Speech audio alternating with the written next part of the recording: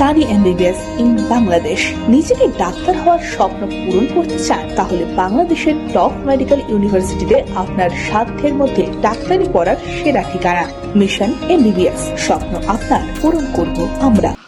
लेकिन आज दुख के साथ कहना पड़ता है कि जिस बंगाल ने देश को नेतृत्व दिया, आज बंगाल एक मुसीबत के दौर से गुजर रहा है। प्रजातंत्र को कुचला जा रहा है, प्रजातंत्र को हर तरीके से धक्का दिखाया जा रहा है, मानवीय संवेदनाएं समाप्त हो रही हैं। टीएमसी के गुंडे जो कार्यकर्ता कहने शर्मनाक बात होगी,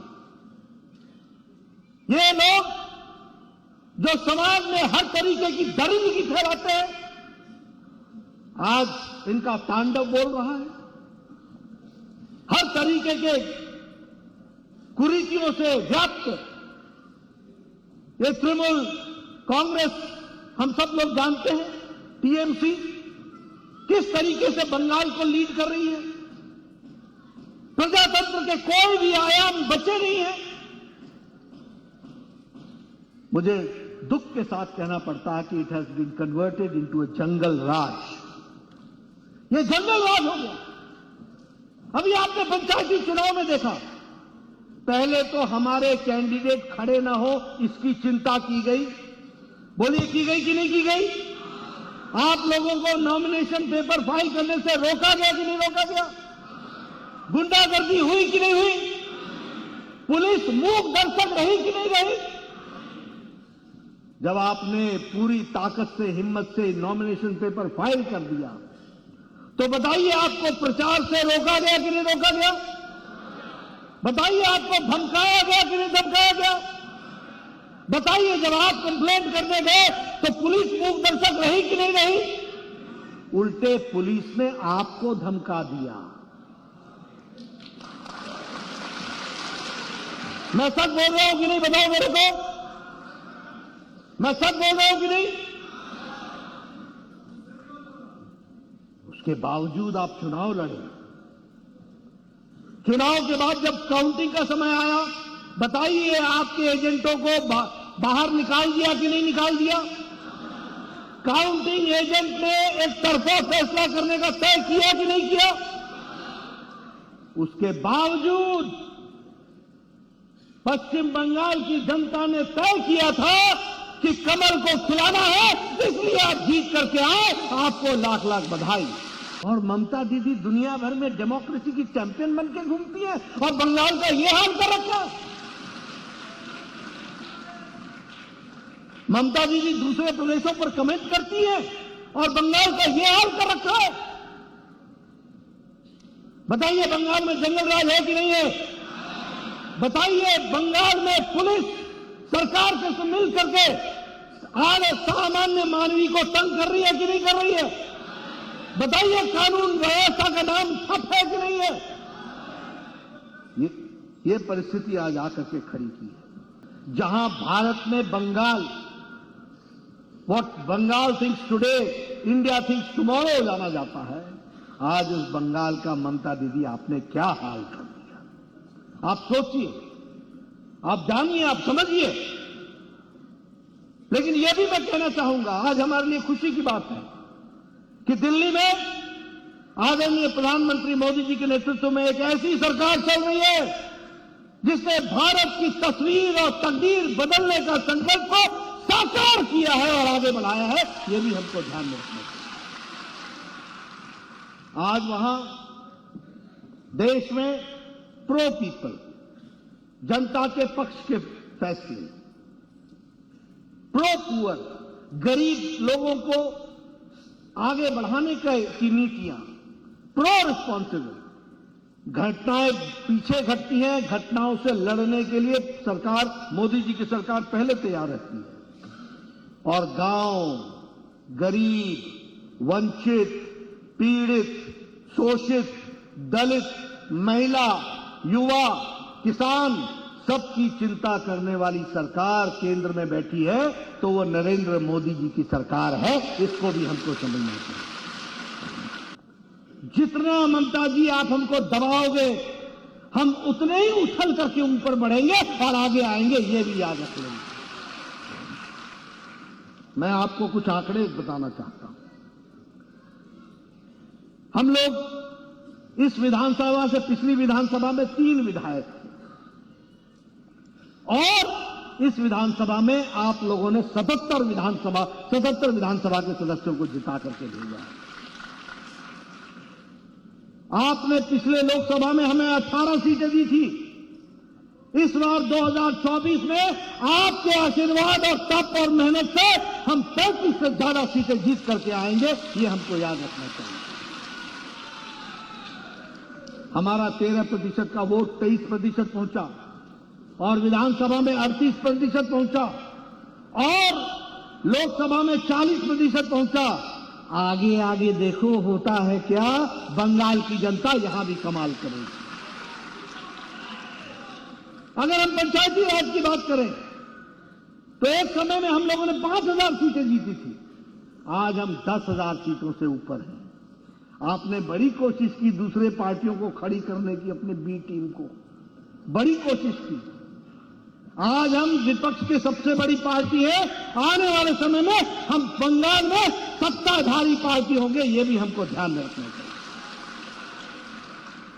ये हमारी ताकत है जिसको हम आगे बढ़ा रहे हैं और ये हमारी ताकत मेरे सामने बैठी है, हमारे कार्यकर्ता जो हर विपरीत परिस्थिति में भी लड़ने को तैयार है। मित्रों, लेकिन मुझे दुख होता है कि वोट की राजनीति के चलते अभी 9 तारीख को क्विट इंडिया मूवमेंट को याद किया जब महात्मा गांधी ने क्विट इंडिया किया था। मोदी जी ने नारा दिया है और देश से आह्वान किया है, भ्रष्टाचार quit India, appeasement quit India, वंशवाद क्विट इंडिया, परिवारवाद क्विट इंडिया। और इसको हमको गहराई से समझना होगा। ये भ्रष्टाचार घुन की तरह भारत को खा रही थी। आज मोदी जी ने उसके खिलाफ लड़ाई लड़ी, आज भारत की अर्थव्यवस्था मजबूती के साथ खड़ी हो गई। लेकिन बंगाल को अभी भी भ्रष्टाचार घुन की तरह खा रहा है। इससे हमको निजात दिलानी पड़ेगी। वंशवाद, ममता दीदी और भाईपो, पीसी और भाईपो, वंशवाद, बाकी सब झंडा झुलाओ,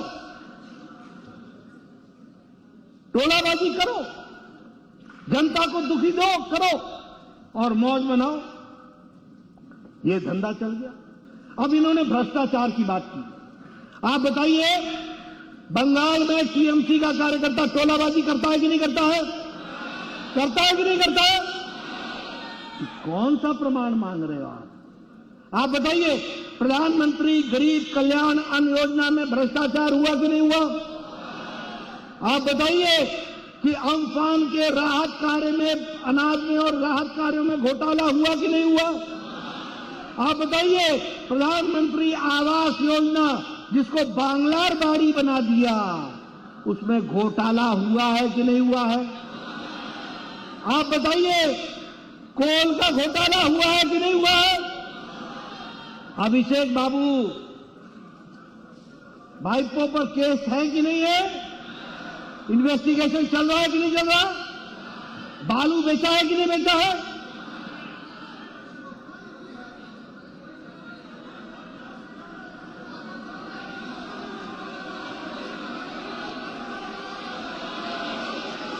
आप बताइए, कौन कौन से आइटम में घोटाला हुआ है? सारे आप गिना रहे हैं, ऊपर से नीचे तक हर बात में घोटाला हुआ है। इस बात को भी हमको ध्यान में रखना चाहिए। ये घोटाले पे घोटाला, एक से एक घोटाला, लेकिन ये बोलेंगे कि कोई घोटाला नहीं हुआ है। आप बताइए, शारदा में घोटाला हुआ है कि नहीं हुआ है? आप बताइए, आईकोर का घोटाला हुआ है कि नहीं हुआ है? आप बताइए, रोज वैली का घोटाला हुआ है कि नहीं हुआ है? आप बताइए, पार्थो जी प्रेसिडेंसी जेल में है कि नहीं है? आप बताइए, माणिक बंदोपाध्याय जेल में है कि नहीं है? आप बताइए, अनुब्रतो मंडल तिहाड़ जेल में है कि नहीं है? आप बताइए, अनुब्रतो मंडल की बेटी तिहाड़ जेल में है कि नहीं है? इनकी अगली कैबिनेट की मीटिंग भी जेल में ही होगी। और और ममता दीदी बोलती है प्रमाण लाओ, प्रमाण प्रमाण, एविडेंस एविडेंस। कौन सा एविडेंस चाहिए? इतने लोग तो जेल में है हर तरीके के भ्रष्टाचार करने के बाद। बोलो टीचर रिक्रूटमेंट स्कैम हुआ कि नहीं हुआ? आप बताइए, जॉब फॉर कैश स्कैम हुआ कि नहीं हुआ? कोल स्कैम हुआ कि नहीं हुआ? काओ स्मगलिंग हुआ कि नहीं हुआ? गाय का तस्करी हुई कि नहीं हुई? स्मगलिंग हुई कि नहीं हुई? और आप बताइए कि व्यक्तियों का एक्सटॉर्शन हुआ है कि नहीं हुआ है? कैसे सरकार, कैसा? और बोलते हैं एविडेंस लाओ। आप बताइए, ग्रामीण सड़क योजना में घोटाला हुआ है कि नहीं हुआ है? कौन सा ऐसा बच गया जिसका घोटाला नहीं हुआ? वो हम जानना चाहते हैं, वो हम समझना चाहते हैं। ये मैं आपसे जरूर कहूंगा। मित्रों, मैं अंत में एक बात और बताना चाहता हूं दुख के साथ। ममता दीदी महिला, आपको करुणा नहीं आती, आपको दया नहीं आती। जिस तरीके से आप होम मिनिस्टर होकर के आज यहां पर तांडव नृत्य हो रहा है, मिशन हत्याएं हो रही हैं और आप एविडेंस मांग रही हैं। आपको मैं बताना चाहता हूं कि एनसीआरबी का जो 2021 का रिपोर्ट है, उसमें क्राइम अगेंस्ट वुमेन 74.6% है, तो वो बंगाल में है। ये भी हमको ध्यान में रखना चाहिए। उसी तरीके से अगर हम कहें एसिड अटैक में, उसमें भी बंगाल सबसे आगे है। और अगर हम कहें हीनियस क्राइम में भी अगर हॉटस्पॉट है, तो वह भी बंगाल है। और सबसे दुख के साथ कहना पड़ता है कि महिलाओं की ट्रैफिकिंग भी सबसे ज्यादा हो रही है, तो बंगाल से हो रही है। यह परिस्थिति ला करके खड़ी की। मित्रों, ऐसी सरकार को रहने देना है क्या? ऐसी सरकार को रहने देना है क्या? मैं ममता जी से बताना चाहता हूं, प्रजातांत्रिक तरीके से लड़ेंगे। भारतीय जनता पार्टी ही बंगाल की आवाज बनेगी कल, और भारतीय जनता पार्टी विजयश्री होगी। तुम्हारे में जितना दम है लगा दो, जितना दमन करना है कर लो, जोर है जितना तुम्हारे बाजुओं में हमें पता है। भारतीय जनता पार्टी प्रजातांत्रिक तरीके से बंगाल की आवाम की, बंगाल की माताओं का आशीर्वाद लेकर के, बंगाल के बुजुर्गों का आशीर्वाद लेकर के, बंगाल के नौजवानों का साथ लेकर के प्रजातांत्रिक तरीके से तुम्हें उखाड़ फेंकेंगे और यहां भारतीय जनता पार्टी की सरकार बनाएंगे। बोलिए, करेंगे ना? करेंगे ना? करेंगे ना? बहुत बहुत धन्यवाद। ঘামাচির জ্বালা নিয়ে সারাদিন চলা, স্বস্তি অনাছে নিমের সুবাসে, এই বাংলার ঘরে ঘরে স্বস্তি অন। NP Dutta and son. হাঁটুর ব্যথায় রিউমার্ট নিন, হাঁটুর ব্যথাটা কমবে।